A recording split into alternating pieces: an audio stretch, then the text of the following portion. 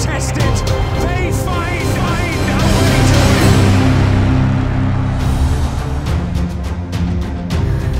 Gaya rambut gondrong, lugas, berposisi sebagai back. Itulah ciri-ciri Riccardo Calafiori yang sepintas mengingatkan kita pada back-back Italia era 90-an seperti Alessandro Nesta maupun Paolo Maldini. Performa Calafiori di Euro 2024 bersama Gli Azzurri telah banyak menyita perhatian. Namun siapa sangka untuk mencapai titik ini Calafiori sempat berada pada titik untuk mengakhiri karir sepak bolanya di usia belia. Sebelum membahas perjalanan berliku Calafiori, baiknya football lover subscribe dan nyalakan loncengnya dulu agar nggak ketinggalan konten menarik dari Starting 11 Story. Riccardo Calafiori merupakan anak kelahiran Roma 19 Mei 2002. Sejak usia 9 tahun, ia sudah berstatus pemain Akademi AS Roma.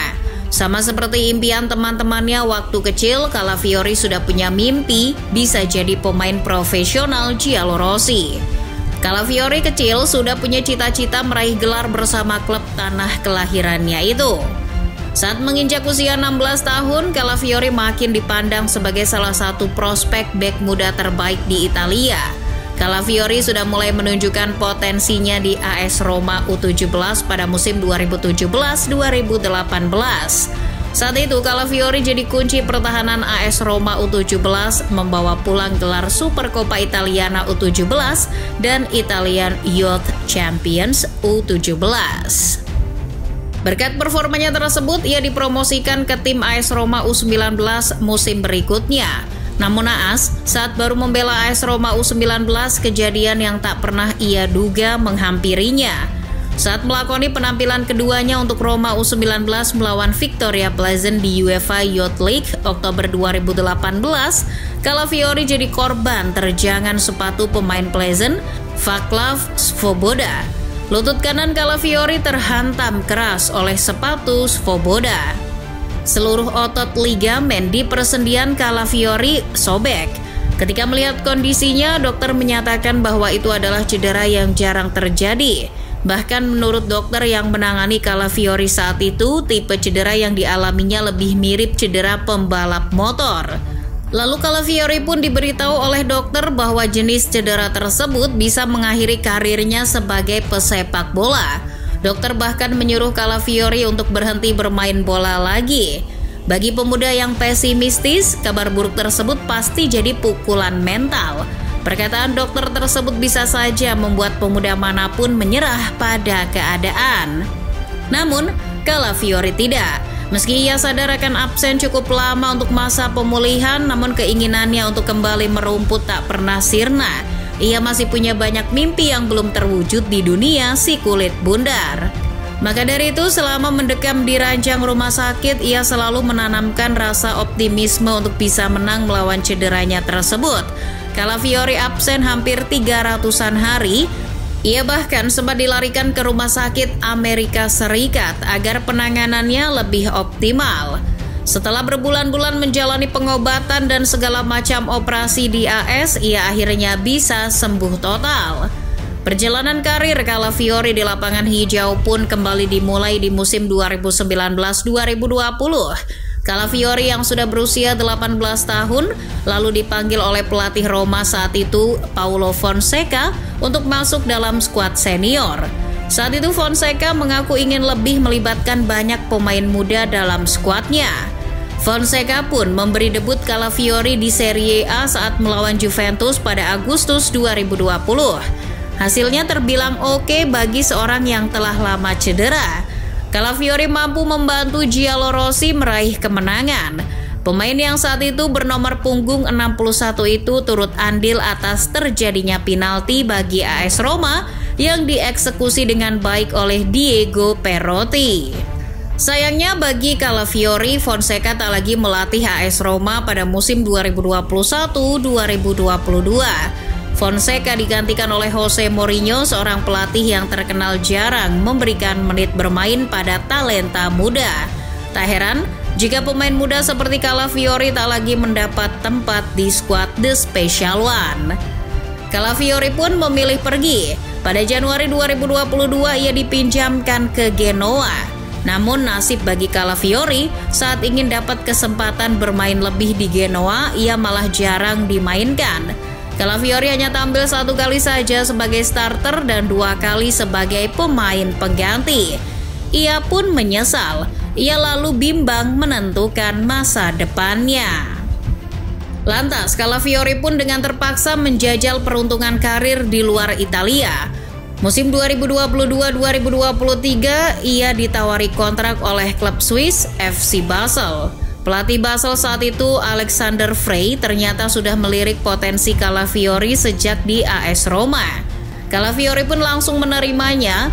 Ia percaya pada proyek FC Basel yang banyak mengandalkan bakat-bakat muda untuk berkembang. Benar saja, Calafiori di Basel diberikan banyak menit bermain. Tercatat, Calafiori bermain sebanyak 34 kali. Sebagai bek sayap, ia menorehkan 1 gol dan 3 assist bagi Basel.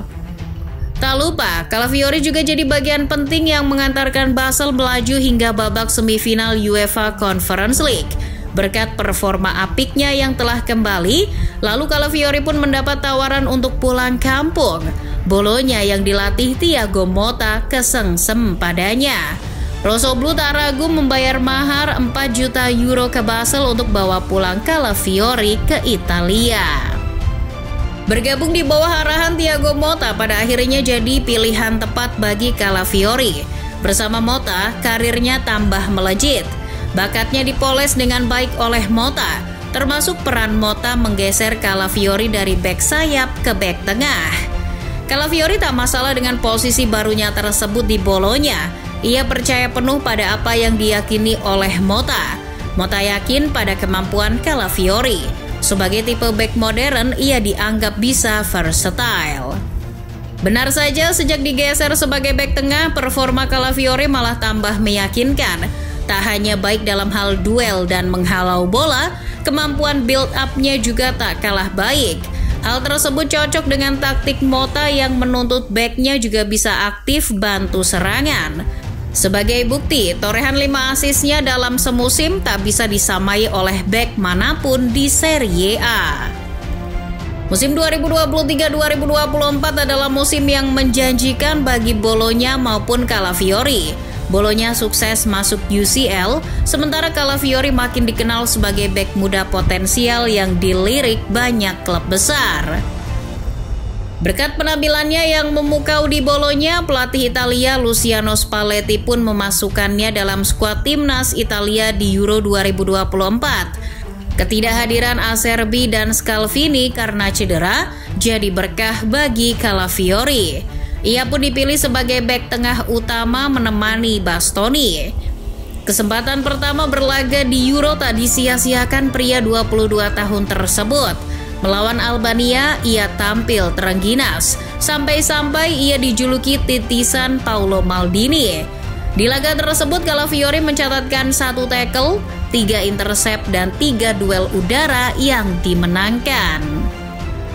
Namun saat dipuji setinggi langit, Calafiori kembali mengalami nasib apes. Di laga kedua melawan Spanyol, sosok Calafiori yang tadinya jadi sorotan berbalik menjadi pesakitan.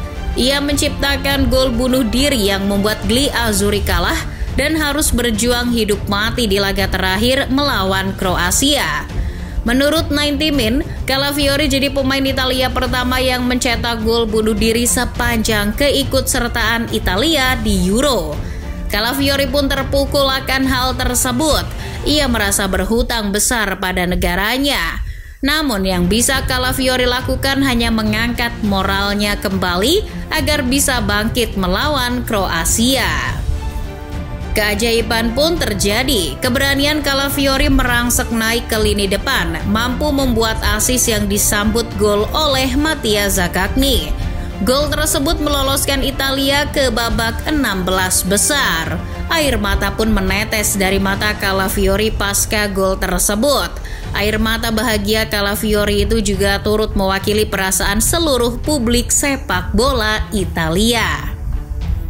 Calafiori memang tak bisa lepas dari air mata. Kisah perjalanan karirnya penuh dengan air mata.